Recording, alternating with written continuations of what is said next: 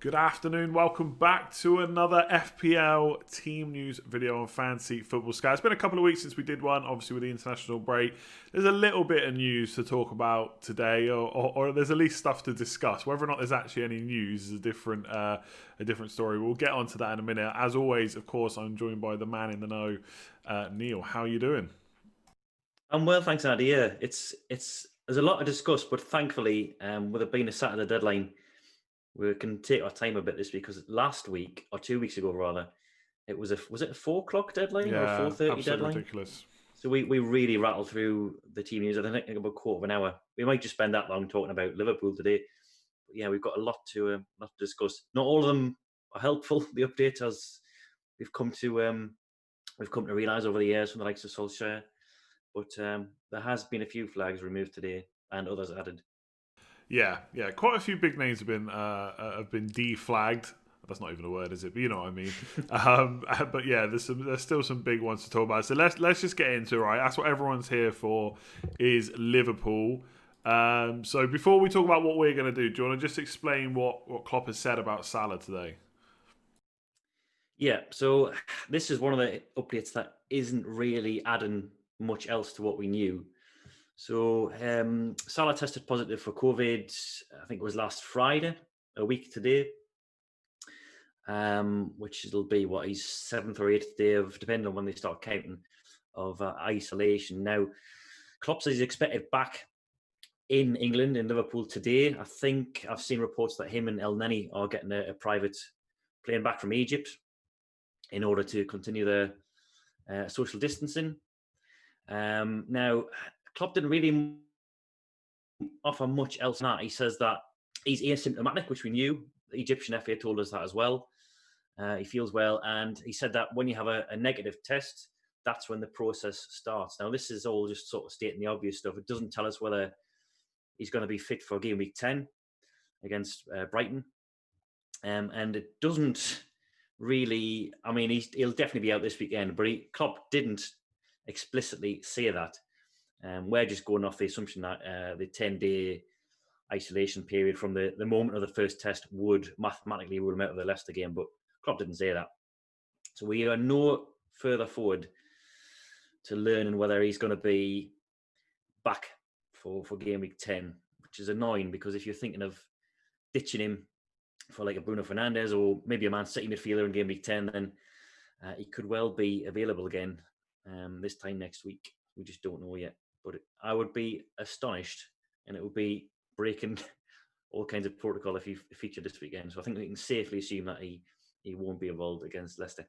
Yeah, it's like a weird situation because apparently he's got. I originally thought he had mild symptoms, but apparently he's got no symptoms. Maybe that's just happened over the course of self-isolating. But yeah, no symptoms, and obviously he's a fairly fit footballer. So it all.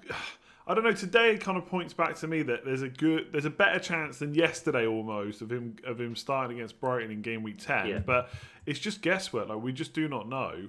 And until he tests negative, the club aren't going to be able to basically get their hands on him to find out what kind of condition he's in. Because what I was reading that as soon as he's fit, they'll start checking his chest, etc., make sure that he's fine. So obviously we've got till tomorrow to make the decision. But what are your initial thoughts with him? Are you thinking of keeping and then hoping for the best, or getting rid? Because I think one of the things that's on a lot of people's minds is if he misses Brighton, the game after is Wolves, and while he's a good option for that game, but it's not necessarily as essential as the Fulham game. So it's almost like if he's out for 2, you can not worry about him for 3. So what are you thinking? What's your initial thoughts? Yeah, so we know that he's going to be out this weekend. So you probably wouldn't have captained him, maybe, until game week 12. Yes, Burnley away is a good fixture. I think he did well last year. But on that same weekend, Man City's at home to Burnley. So I'm assuming a lot of armbands will be on the likes of Sterling and De Bruyne.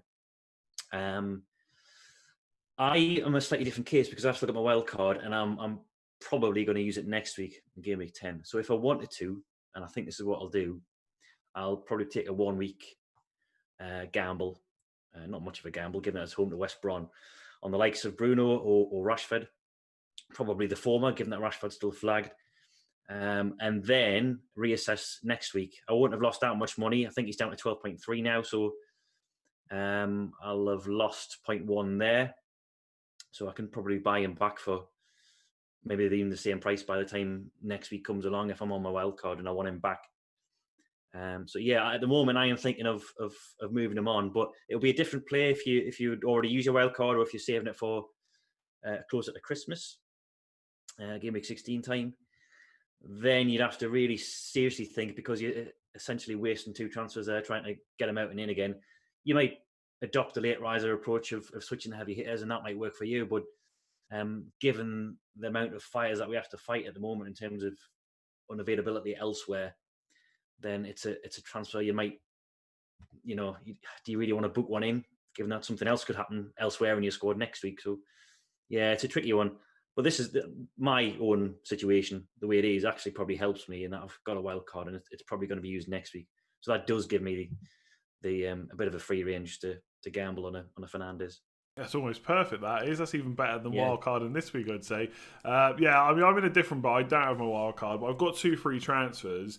I won't go into too many details about my long-term thought process, but I am thinking about maybe going Sterling and De Bruyne. So selling Salah for someone like Fernandes is a bit of a luxury for me because I've already got Rashford, and as we'll come on to in a minute, the Rashford news is a little bit frustrating because I think he might play, but I'm just a little bit more wary about captaining him now. So I'm thinking, do I get Fernandes in and captain him and just hope that kind of Basuma, who would come in for me this week, and maybe Salah for the next 2 weeks, will that outscore Fernandes? And I'm not sure. I think it's quite close, so it might actually be worth the punt. I think a lot of it comes down to who you've got for captain next week, because for me it would have been Salah. But if you've got a Vardy instead, he's got Fulham at home. Man City, like you said, have got Burnley at home. So there are other options if you've got them instead. And I think at that point, if you're happy to captain someone else, you could probably get away with not having him. But if he is fit for it, obviously he's going to be a great option. So I'm siding to selling him at the moment, but I just have no idea who for, because there are about a million different routes I could go, especially when you've got 2 free transfers. I actually feel like that's making it a little bit tougher in some ways. I'm siding with selling, but it's not because I definitely think 100% he's out for game week 10. I just maybe hope in the short term I can basically be okay without him. Basically just ride it out. But you have to think about how to get him back. From game week 12, they've got Fulham, probably the best captain that week. And then game week 15 is West Brom, probably the best captain that week. So you're going to want him back. it's not a case of he's got fixtures like Spurs have right now, and you can just do without. You are going to want him back. Top of the season ticket from over Christmas at night, 14 to 18 looks brilliant, doesn't it? Crystal Palace, West Brom, Newcastle, Southampton, Burnley. And he traditionally plays a lot of the games over Christmas. Maybe you get one rest amongst that. But you probably want him back for that.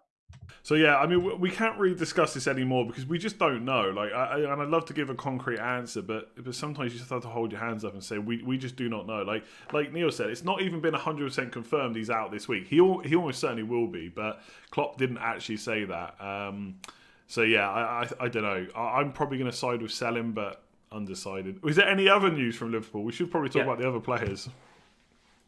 Yeah, there is, and again, quite a big news as well. Alexander-Arnold, as we suspected, is out of this game. It hadn't officially been confirmed until today, but there have been widespread reports suggesting that he could have been out for up to a month. Now, that's a month from when he injured himself in game week 8. So it might just be another fortnight. We still haven't got an exact time frame on that from Klopp. So we don't know whether that's gospel or not. But he won't feature this weekend. Neither will Henderson. Neither will Gomez, of course. It was another casualty of the international break. Didn't even play for England. I think he did it in training. A knee problem, and he's out for a long time. Slightly better news in that Fabinho and Thiago are closer to a comeback, but not necessarily guaranteed to play. I think Klopp was saying that it still remains to be seen whether it's close enough for this weekend. He might not want to risk them, given the number of fixtures to come in the Champions League and then the league after that as well. Reese Williams, who's one of the options at centre-half, he withdrew from international duty earlier this week with a slight hip problem. It's not serious. So they've got a lot of issues. I suppose, the good thing is that the likes of Firmino and Mane and Diogo Jota are all returned back from international duty okay. And so, I think we'll the doubt of the bare bones really in terms of what they can select. Less so in attack because they have got options like Shaqiri and Origi and people like that. But in defence, that's the acid question of what they're going to send out this weekend against Leicester. It could be Neale Williams at right back. It could be Milner at right back. It could be both in the same team. Maybe Milner in front of Williams on the right flank. Could be one of Phillips or Williams at centre-half if Fabinho isn't fit. Robertson, that's the positive news. He is fit. He was a doubt. He missed out last weekend for Scotland with a minor hamstring problem, but he was back in midweek, played the entire game. So that's one bit of good news. Anyway, the left flank looks a lot stronger than the right. But this is, a decent opportunity to play Liverpool if you're a Leicester player and an owner of someone like Vardy, because you're never going to get a better chance really against a defence that was already out of form and now lacking 3/4 of the first choice back line with Alexander-Arnold and Gomez joining Van Dijk and being out. So it's, a pretty good time to play Liverpool, I think. Yeah, it'd be interesting to see what personnel and what formation they play, because it could be.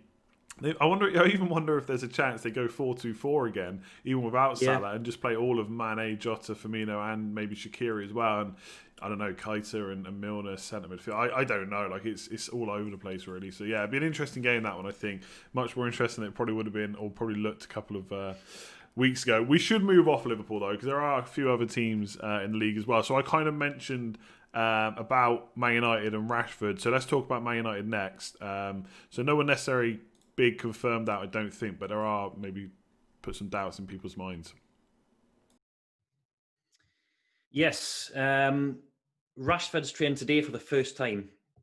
So this is a Solskjaer special, really. This is one of his updates where he plants a seed of doubt in people's minds. He said he wasn't sure whether there'd be any reaction. Although I have seen separate quotes from MUTV where he seemed to be a bit more confident. I think it's one of those, given that it's his shoulder, it's probably one of those where it's a less of a concern than, see, if it was a calf problem or a groin issue, because it's maybe one that's not going to be exacerbated unless you're really unlucky and get a direct hit in the same spot. So I suspect he might be all right. There's plenty of uncertainty elsewhere. There's similarly as clear as mud from Solskjaer on a number of different players. I've just listened to this in the last half an hour, actually. So Shaw, Lingard and Jones are the only ones who didn't join in training today, or at least part of training. Bailly and Rojo did, but they won't be considered because this is their first day back in training for a month. So they're out as well. Lindelof's got a back problem. This is a recurring thing with him. He pulled out of the Sweden squad after playing in midweek. He was complaining of back problems then, and United are going to assess him. Solskjaer said this afternoon that it's not great. And on top of that, Greenwood, who was supposedly ill in game week 8 and missed out then. Now, he has been away from training for 8 or 9 days. I think he's just come back. So match fitness might be an issue with him as well. Certainly, Solskjaer was intimating that was a possibility, that they said they were building him back up and that he'd be back very soon. So I don't know if he's suggesting it'll be this weekend or if he's pointing towards a comeback next week, maybe in the Europa League. But yeah, plenty of flags at Man United as well. And typically for Solskjaer, not many that have been cleared up, unfortunately. Yeah, it's very annoying. But I like I said, I think players like Rashford will play. At least, maybe I'm just hopeful because I own them. But it feels like they'll be okay. And there's a few players I think that are coming back, and it's just their first session day, and other teams as well. Just before we quickly move on to Man City, I was actually going to ask you about Liverpool embargoed quotes. So I know it happens quite often with Man City. Does that usually happen with Liverpool? Could it happen? There might be more quotes tonight. It has happened before, yeah, and it could do. The thing is, they're playing on Sunday, aren't they, against Leicester? So there's a possibility that the quotes will come out tomorrow, Saturday night instead. But I'll be keeping my eye peeled certainly for. It's usually around about 10:30 on a Friday night. You'll get a handful of clubs, not all of them. And again, like I say, it depends on when the fixtures are. You'll get a handful of fresh quotes released by journalists, not always the clubs themselves, because it tends to be the dailies that it's embargoed for. So, yeah, keep your eyes peeled on social media. I'll probably be online later tonight looking through the various newspapers and magazines and things like that and seeing if there's anything fresh from Liverpool. I wouldn't be holding my breath, because it was quite an extensive section in both Liverpool and Man United's cases in terms of Klopp and Solskjaer discussing team news. So I wouldn't be banking on any new information coming to light later on, but you never know. All right, yeah, we'll have to wait and see. I guess make the transfer as late as you can, basically, if you're going to Yeah. transfer Salah out. All right, no more Liverpool talk now. Let's go on to Man City. So I think a very similar situation there with Rashford. Right? I think Sterling's only just back in training today, was it? That's right, yeah. So again, that puts a bit of a seed of doubt in your mind as to whether he's going to feature. He withdrew from the England squad at the start of the international break, so he didn't actually play for England. And he's only just gone back to training today. So this is Friday when we're recording this, and the game's tomorrow against Spurs. So it's not giving him a great deal of time to train with the rest of the team. Having said that, of course, a lot of City's players wouldn't have trained with the rest of the squad over the last fortnight. And Sterling's fitness levels are naturally quite high as well. Guardiola said this many times in the past, so I wouldn't have thought something like match fitness would be an issue with him. And given the calibre of fixture it's against Spurs, then as Mourinho said with a wry smile this afternoon, I think we're expecting Sterling to play. But it does give you an element of doubt anyway if you're thinking of bringing him in, because the flag remains on him. Those quotes are certainly not enough to remove that. Aguero was mentioned as well. Now, he was red flagged in FPL. That's now down to a 75%. And that's because he's been in training this week. He's been in training longer than Sterling. He wasn't away with Argentina. And yeah, he's been back in training all week. It was a relatively minor problem. I think when he first came off, he was ruled out for 10 to 15 days at the minimum, I think, according to Pep. So it hasn't been a long-term injury. And we saw how quickly Pep threw him back into the starting 11 last time, and that was after a longer period out. So he could be well in the reckoning this weekend. They are down. Fernandinho's got a stomach problem, and Nathan Ake as well. He came off in the Netherlands' first international with a hamstring problem, and he's out, so he won't feature. He might not have played anyway because I think it'll be a Laporte Diaz special. I think it's centre half again. I think that's the first choice pairing now. Yeah, absolutely. And given that up against Son and Kane, I think it'll be them two. But yeah, Aguero back just in time for a excellent fixture run starting in game week 10. Lots of upside there for certain people who like to chase that. It'd be interesting to see how many people jump on him early. Let's go to Everton, where every single week there seems to be at least some doubts about James Rodriguez, and I think they've arrived back late again, right? Because obviously they've had to come all the way back from South America. So how are Everton shaping up? Lots of injuries and suspensions recently, so most of them are gone now, right? They are, yeah. And Ancelotti's always good for a clear-cut update, unlike some others that I've already mentioned today. So he's declared Richarlison, Alan, and Fabian Delph all fit. They were all flagged before today, so they're all good. Rodriguez is fine as well. It looks like he's returned from South America. Ancelotti said that his group of Brazilians and South Americans, so Mina, Alan, Richarlison, and Rodriguez all came back yesterday. Tested negative for COVID, which is good. Trained today. He says they were a little bit tired from the travels, but they're playing on Sunday, so that gives them a nice little buffer. And we saw last time, the Merseyside derby was the Saturday lunchtime kickoff, and they made the starting 11 then, so there's no reason to think that they wouldn't do so in a 24 hours later on Sunday against Fulham. So that looks good. I think the only ones they're missing are Gabamin, who's a longer-term one anyway, and Coleman, who exacerbated an existing hamstring problem while away with Ireland, and he's definitely out this weekend. So he's the only real fresh casualty from game week 8. Could be Kenny there, could be Godfrey again, could be Holgate possibly. I know he's played there in the past with maybe Mina and Keane at centre half, but yeah, they're all back to nearly back to full strength. And Richarlison, of course, is back from suspension as well. He was out for 3 games, and he's available for selection. Yeah, I assume Kenny will play there if he's fine to play. But Godfrey, I think, actually did all right when he's played there, which is surprising considering he's like primarily a centre back. But yeah, I think he did all right. I think we're going to be reminded this weekend of what Everton can do because just been so many suspensions and injuries. They've been a bit all over the place. But Fulham going to be a decent game for them, I reckon, when they all start. Let's move again. Always talking about James Rodriguez. Always talking about Mikel Antonio as well at West Ham. He's much closer. Do you think he's going to start this weekend, or is it going to be another wait for next week?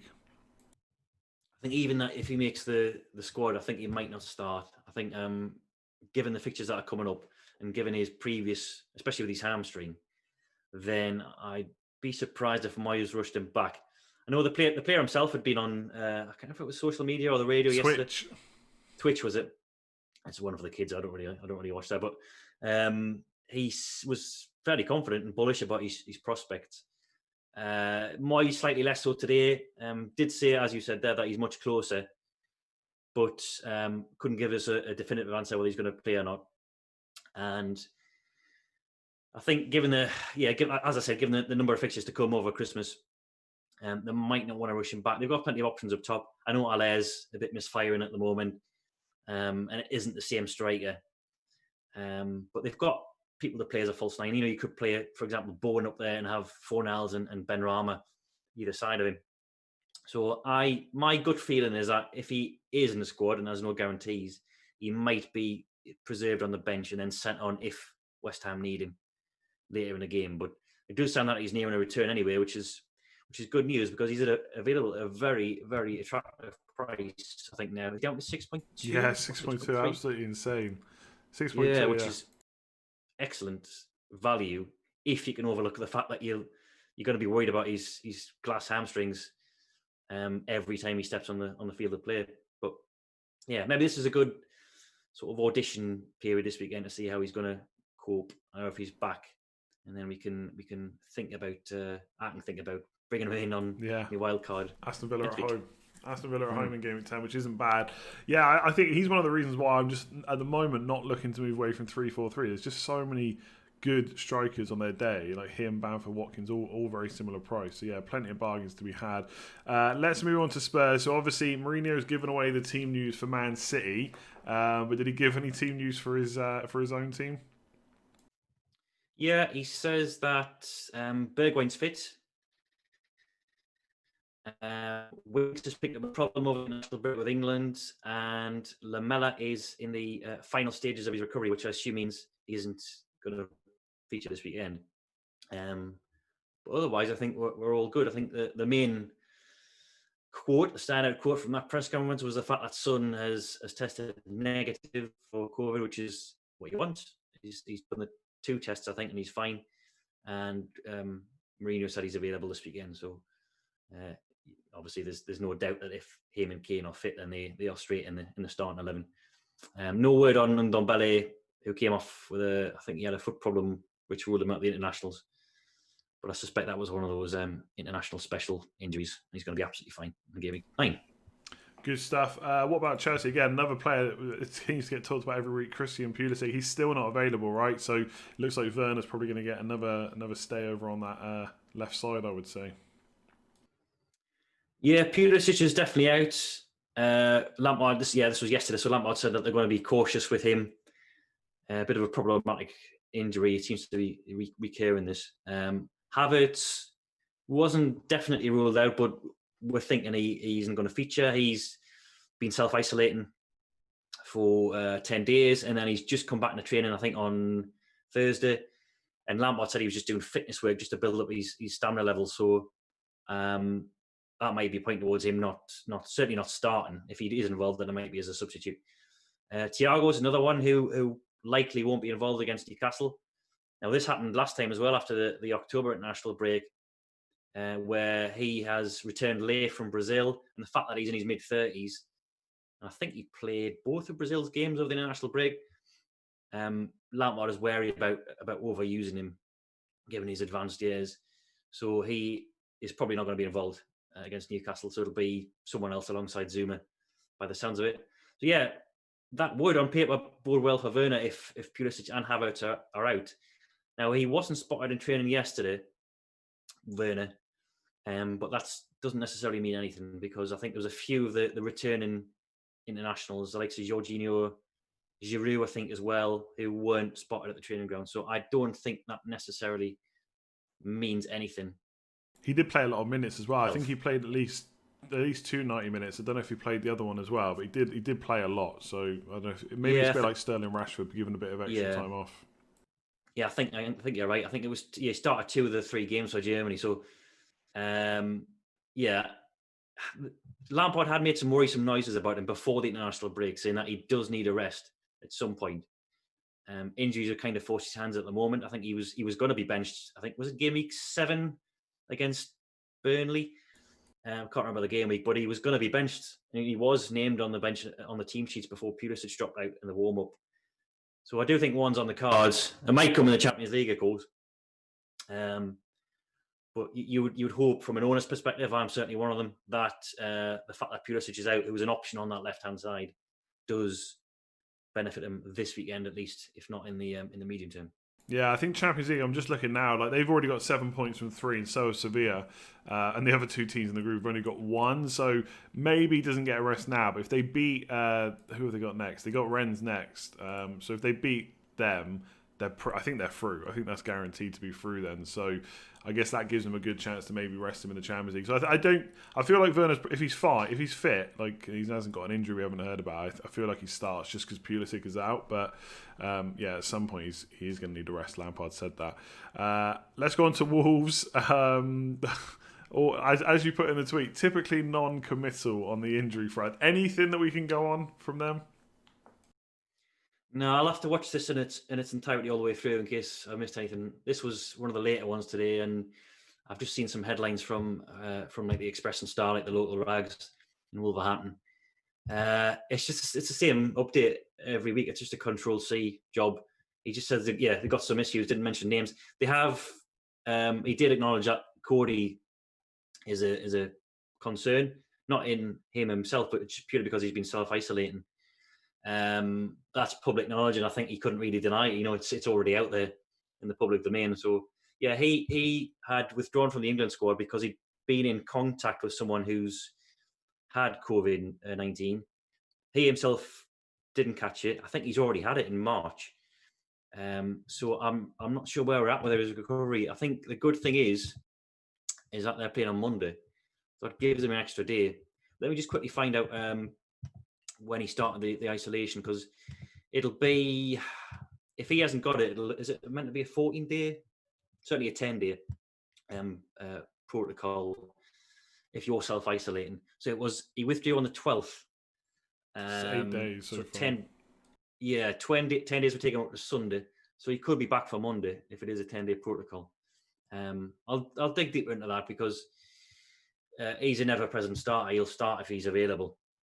And the fact he's a centre-half, I mean, this isn't meant to be dismissive of centre-halves, but you probably don't need to be 100% match fit if you're part of a 3-man central defence. He even stays back at corners. He barely moves from that centre-half position, so it's not like he's a box-to-box wing-back who needs to be 100% fit. So we'll see if there's anything more comes out later in the day, and if there's more quotes I haven't seen yet from Nuno. As for injuries that we know about, the young left wing back Aït-Nouri he withdrew from the France under-21 squad at the start of the international break with a muscle problem. So we'll see if anything comes of that. He might miss out. I know Max Kilman's had a bereavement as well, I think, in his family. That was earlier on in the international break, so there's no suggestions that he would miss out, but it's just a piece of information I've heard.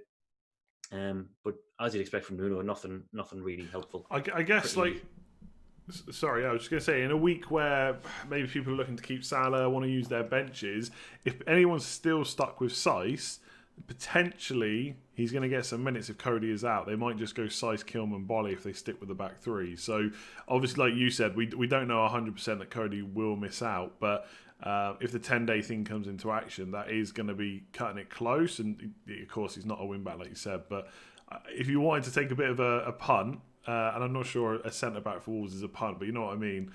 I guess if he does miss out, Saiss would be the man to come in. I guess they could play Dendoncker there and change it up in midfield, but I don't know. Anyway, just something to think about for anyone that's still got size. I'm sure most people have got rid of him, but you never know. Let's go on to Newcastle. So they're playing Chelsea. Obviously, you said Thiago Silva's going to be missing out. And I wouldn't have thought Newcastle had much of a chance without Wilson, but there's a chance he's going to play, right? He might actually be back. Yes, surprised me. I thought he may be out for longer than this, but he's got a very good chance according to Bruce. He did suggest that they wouldn't take a risk on him if there's any kind of danger of him exacerbating the problem, because as I've said previously, I think they've got some really more winnable fixtures coming up after this Chelsea game, ones that will really shape their season and whether they're going to be dragged into a relegation fight. So I thought he might not risk Wilson in this, but his comments this morning are very, very positive. The player himself wants to play. He says that he's trained in the last 2 or 3 days and has looked really good. So I'm coming around to the idea that he may actually start in this. He's certainly not 100% fit because, as you've seen in FPL, the flag's still on him, but it's a lot more positive a prognosis than what I assumed when he limped off 2 weeks ago.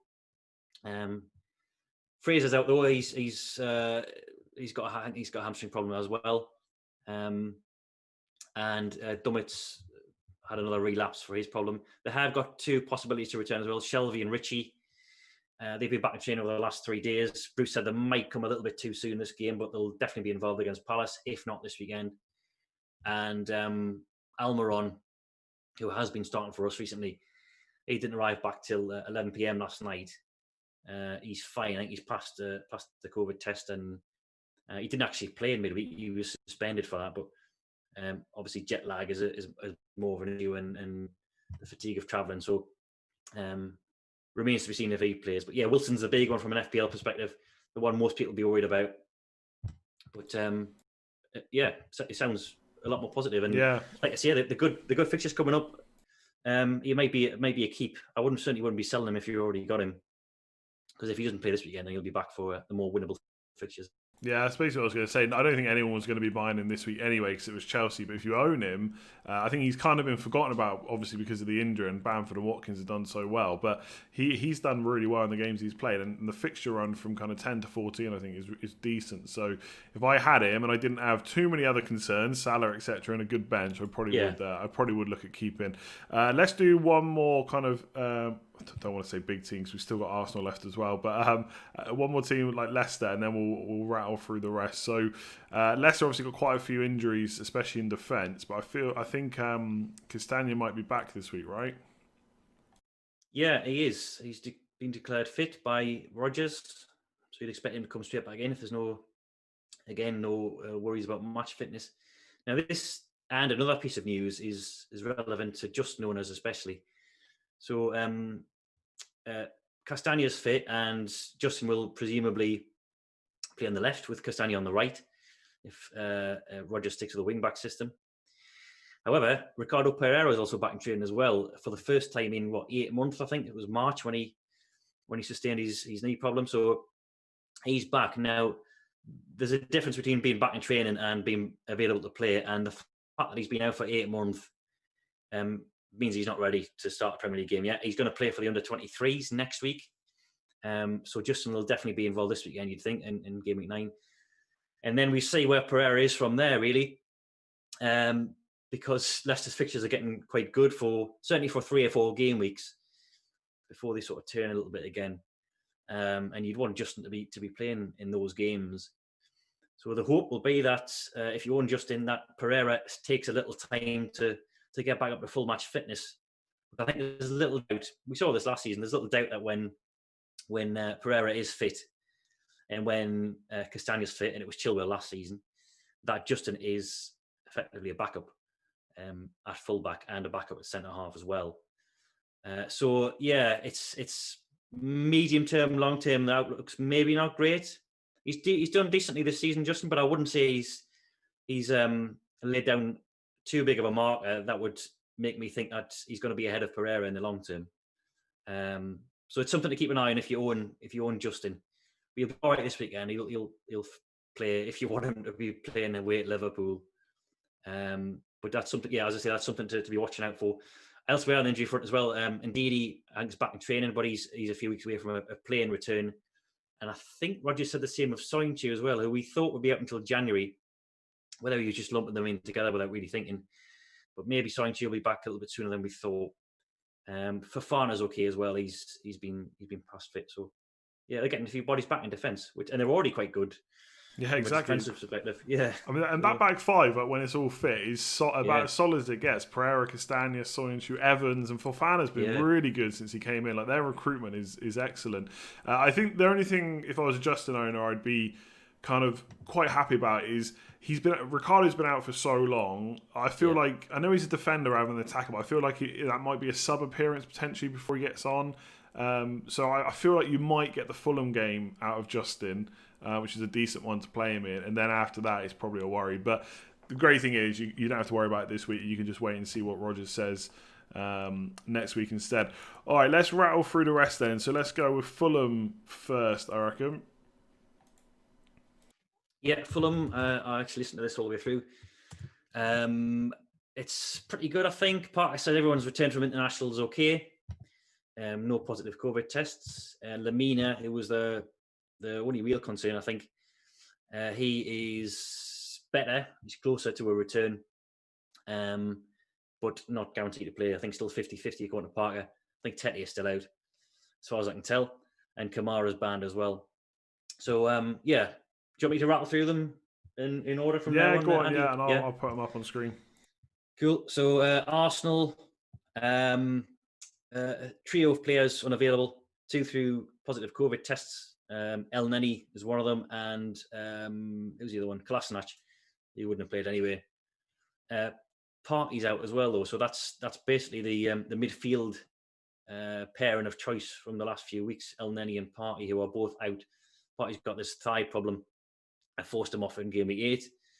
So they'll both be missing. Could be Jacques and Ceballos coming back in. Could be Willock, who's been done very well in Europe.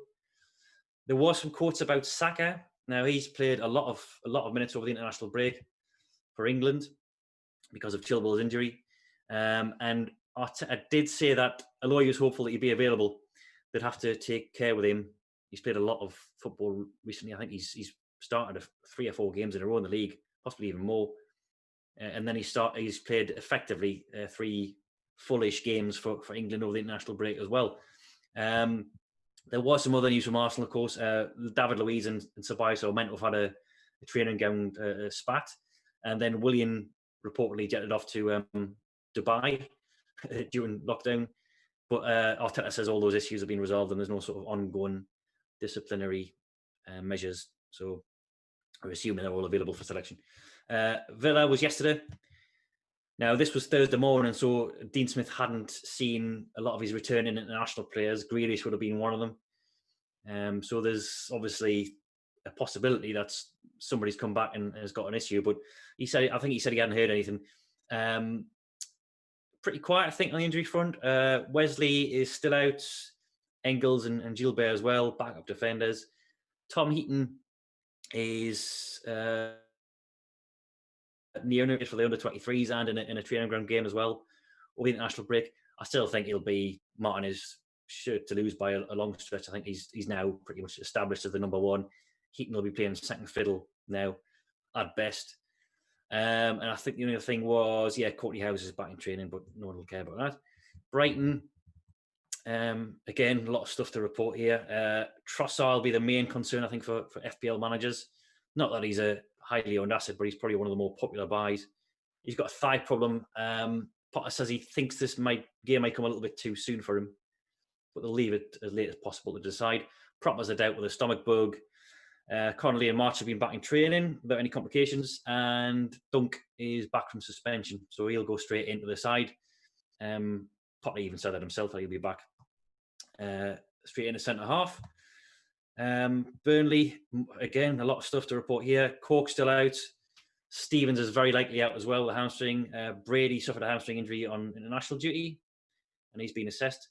The other ones, I think, are more minor in nature. So Charlie Taylor's got a niggle in his Achilles, but Dice said he should be okay. Johan Goodmanson's got this ongoing calf problem, but he's been out on the grass. in the past few days, and again, Dice says he's hopeful. Peters has been back in training, and Barsley's been declared fit as well. So they've got options at fullback if they need them. Palace. Good news for Mitchell owners in the fact that he's fit. So he's been past fit along with Tompkins and Ward. But of course, I wouldn't expect him to come back into the team now that Van Aanholt's got the left back shirt, and he was pretty good against Leeds, certainly from an attacking perspective. So I suspect, and given Hodgson's previous for not changing the winning side, I suspect Mitchell will be on the bench. It's clutching at straws, isn't it? Like I've got Mitchell, and there is a little part of me because he's got Burnley away. It would be really handy to play this week, but I think it's massively clutching at straws. The chance of Van Aanholt just losing his place seems very slim to me. Yeah, the best bet you can hope for, and this is not wishing ill of Van Aanholt. He was a keen fantasy football player, but is that he gets injured or something like that. But yeah, I think maybe Mitchell's race might be run for now until Van Aanholt becomes unavailable again. Eze is a doubt as well. I hope I've got his name. He's pulled out the England under-21 squad with a minor problem. Hodgson doesn't think it's serious. Milivojevic is suspended. He's got COVID himself, but he's banned anyway. So either way, he's out. Leeds. Again, very helpful stuff from Bielsa. Rodrigo and Phillips are back. So I think Phillips is back a little bit sooner than we thought. Shackleton's out, Llorente is out, and Pablo Hernandez is out as well. There was no word on Alioski. He pulled out the North Macedonia squad with, I think, a tight hamstring. I don't think there was any word on him. I'll check Bielsa's press conference. It was an hour long, so I haven't seen it. Yeah, I think half of that's obviously the translation, but I haven't seen it in its entirety yet. So that'll be something Phillips to enjoy later on. Phillips being back is big, though. Like, I know they've conceded a lot of goals this season. I think it's the most in the league, in fact. And probably not the great target in Leeds' defence. But Phillips back is pretty big for them because he is, one of the main men in their first 11. So that is big news, I'd say. Yeah, and from a distribution sense as well, he's ability on the ball and he's set piece expertise. But you're right, and they've struggled to replace that position. They've tried a number of players there over the past few weeks, and none of them have really paid off. So yeah, it's good that he's back. Not guaranteed to start, by the way. I should say. Bielsa said that there's no guarantees that Phillips and Rodrigo will come straight into the starting 11. I think he said Phillips has got more of a chance than Rodrigo, but yeah, at least they're back in a matchday squad. Sheffield United. I don't think I've heard Sheffield United yet, actually. Yeah, I couldn't find anything for them either. Yeah, I've just realised that. Yeah, Wilder's press conferences, they usually give a time, and then we usually hear from that about 2 hours later. So what I think they do is they film it at the time given, and then they release it to the press later in the day. So maybe while we've been on air, something's come out. They'll have a few things to come out to clear up. Brewster, Egan, and Stevens are all flagged. So I'll look into that once we're off air, and I'll keep you posted on either Twitter or on. It's literally come out like 7 minutes ago. This is like, there might be more than this, and if there is, like, there'll be an article out later on fantasyfootballscout.co.uk, and obviously keep an eye out on Twitter as well. But I'll just read the headlines they've tweeted. So Mousse is back in full-time training and might be available for the weekend. John Fleck's been training, which is a huge boost. He's available for selection. And that is actually it. That's all they've said. So they've not mentioned Brewster or anyone. They've put squad update from Chris Wilder. There's situations from a testing point of view and an injury point of view that will leave right to the last minute. So he hasn't even mentioned who that is. So we might be in the dark on there. But obviously, if we get anything else, Neale will put that out in the usual places. Yeah, I think a lot of people will be hoping for Brewster to play this weekend, given the problems they've got in their squads in FPL. Southampton, we've heard from Hasenhüttl today. I've listened to this one. Bertrand and Ward-Prowse have been back in training, and Hasenhüttl said they should be fit for Wolves. This is on Monday night, so that gives them an extra couple of days to recover as well. Ings is the only person who's definitely out, but even he's making good progress. Hasenhüttl said he hasn't seen Bednarak, Vestergaard, Gineppo, or Armstrong since the return from international duty, but he hadn't heard of any problems. So I think they're doing quite well. There's only, as I say, only Ings who's definitely out. Spurs we have covered. West Brom, Bilic faced the media yesterday. So Field and Robson Kanu are out, but near a return. Good news in the fact that Ivanovic and Pereira are both definitely available. They were self-isolating. They missed out in game week 8, which was a bit of a shock at the time because we didn't know about it. They had been tested positive for COVID, but they're fine now. Robinson's now negative as well. He tested positive at the beginning of the international break with Ireland. So I think he returned a negative test on Wednesday evening. So he'll be a bit behind Pereira and Ivanovic in terms of match fitness. But I think he might still be in the squad, even if it's not from the start. There was some worse news, though, from West Brom, and that they have had more positive tests. But Bilic didn't say who they were for confidentiality reasons. I think he said 1 or 2 players and then maybe some staff members as well. So we don't know who they are. It could be anybody. It's just a lottery as to who it is. There might be reserve players. There might be first teamers. And we probably won't know now until we get the team sheets. But I suspect no one will really care because they're away at Man United. Well, exactly. But it just makes Man United even more of a dead cert. Well, especially after Fernandes came out and said that. I mean, Fernandes wasn't flapping at all. He was all taking it in his stride. So it could be even better for Fernandes captain this week. I think that's it. That's true, actually. Sorry. So we talked about Antonio. I think that's it. So quite a long one, but there was a lot to cover, as you imagine, after the international break. I'm sure it'll be a little bit calmer next week, and hopefully we'll have some more definitive Liverpool news for this week. And like we said earlier, unless there's anything that comes out later on this evening, we're just going to have to go on what we know. So it's a bit of a risk to take Salah out, not for this week, but maybe for next week. We'll have to see. I guess you haven't decided while we've been filming exactly what you're going to do yet. But for now, I mean, for you, if you're wildcarding, Fernandes is quite an easy swap, I would say. So I like that.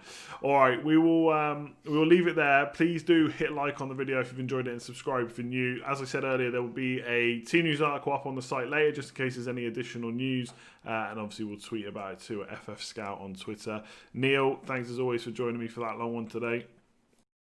Yeah, no problem. Yeah, thanks everybody, and see you next Friday. Yeah, we'll see you next Friday. Good luck in Game Week 9. And just really quickly, I will be back tomorrow at 9:30 in the morning for Breakfast Club with Gianni. And Gianni's also doing match day tomorrow for the Chelsea-Newcastle game. So make sure you check them out as well. Otherwise, I'll say goodbye and good luck with your